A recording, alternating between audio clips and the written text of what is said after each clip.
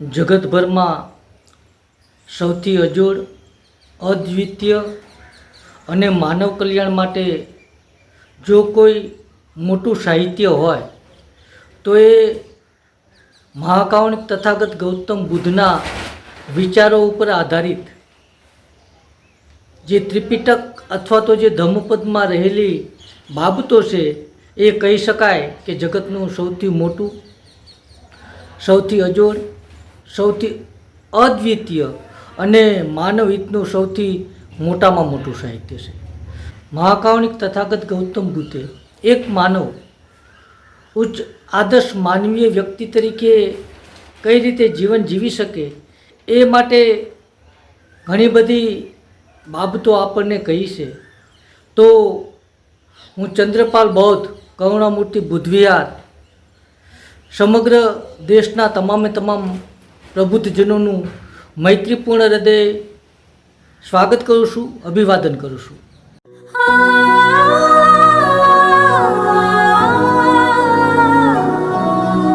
જ્યાં શાંતિનો સાગર લહેરાય,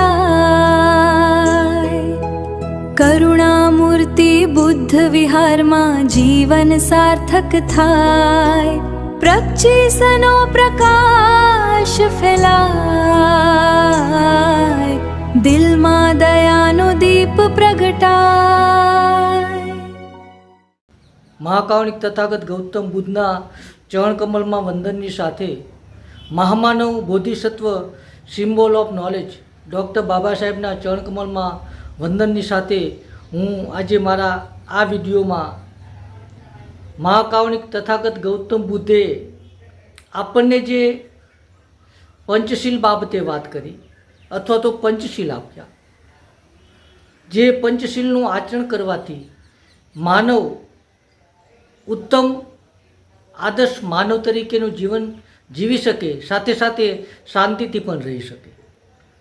એ પછી એમણે આર્ય અષ્ટાંગિક માર્ગ આપણને આપ્યો અને ત્યારબાદ 10 પારમિતાઓ સાથે સાથે એમણે માનવ જગતને આચરણમાં મૂકી અને સુવ્યવસ્થિત જીવન જીવી શકાય, પોતાના કુટુંબ પરિવાર સાથે, પોતાના મહોલ્લામાં, પોતાના સ્ટેટ કે દેશમાં એક આદર્શ માનવ તરીકેનું કઈ રીતે જીવન જીવી શકાય એના માટે અમુક ચોક્કસ વિનયો બનાવેલા.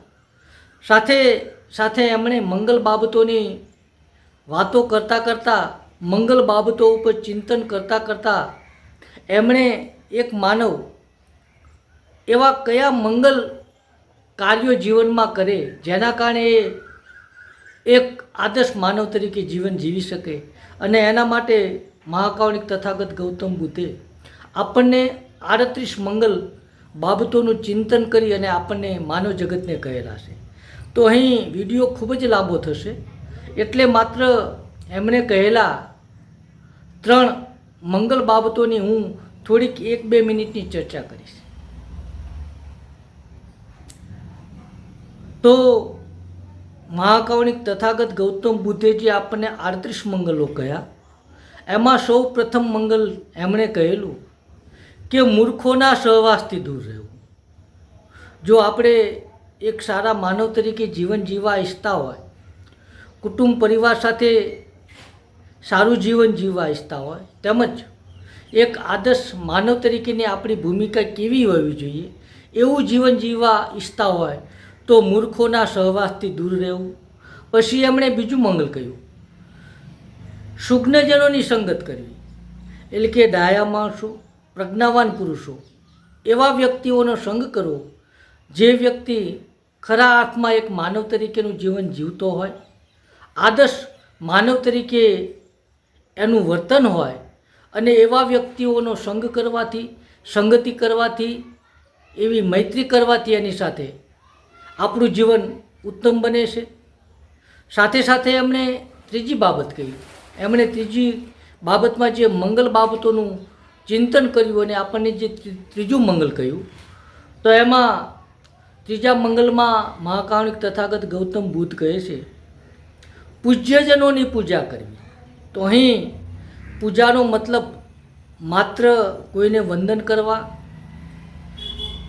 કોઈની પૂજા અર્ચના કરવી, કોઈના ચરણકમળમાં પુષ્પ અર્પણ કરવા એટલું જ નથી. હા, જેણે માનવ જગતને ઉત્તમ માનવ તરીકે જીવન જીવવા માટે પોતાનું સંપૂર્ણ જીવન સમર્પિત કર્યું હોય એટલે ચોક્કસ એમનું આપણી ઉપર ઋણ હોય. એ ઋણ અદા કરવા માટે આપણે એમને કૃતજ્ઞતા વ્યક્ત કરવા માટે એમને વંદન કરીએ, એમના ચરણકમળમાં પુષ્પ અર્પણ કરીએ કે કોઈ મહામાનવ એમને આપણે ફુલહાર કરીએ તો એ આપણા આદર્શે એટલે કરીએ છીએ. પરંતુ આટલાથી વાત અટકતી નથી. પરંતુ અહીં તથાગત ગૌતમ બુદ્ધ કહે છે કે પૂજ્યજનોની પૂજા કરવી. તો અહીં પૂજાનો મતલબ ગુણોને ગ્રહણ કરવા એવું થાય છે. મહાપુરુષોએ બતાવેલા, મહામાનવે બતાવેલા અને મહાકાવનિક તથાગત ગૌતમ બુદ્ધે બતાવેલા આદર્શ, જે આપણને બતાવેલા માર્ગ પર ચાલવાના જે સિદ્ધાંતને આપણે અનુસરીએ અથવા તો એમણે કહેલી વાત, એમણે બતાવેલા માર્ગ પર આપણે ખરા અર્થમાં જો ચાલીએ અને એવા વિનય સાથે, એવા નિયમ સાથે ચાલીએ તો ખરા અર્થમાં એ આપણે પૂજ્યજનોની પૂજા કરી હોય એવું કહી શકાય. તો અહીં આડત્રીસ મંગલ બાબતોની હું ચર્ચા નહીં કરું, કારણ કે હવે પછીનું હું બીજા એપિસોડમાં હું મંગલ બાબતોની ચર્ચા કરીશ. તો એમણે જે પ્રથમ 3 મંગલ બાબતો કયા છે 38 મંગલોમાંના, એમાં સૌ પ્રથમ મૂર્ખોના સહવાસથી દૂર રહેવું, સુજ્ઞજનોની સંગત કરવી અને પૂજ્યજનોની પૂજા કરવી. અને આ રીતે જો આપણે જીવનમાં એમણે બતાવેલા માર્ગ પર આચરણ કરી અને ચાલશું તો ચોક્કસ આપણું જીવન ઉત્તમ બનશે અને આપણે ખરા અર્થમાં એક બૌદ્ધ હોય એવું આપણને પ્રતીત થશે.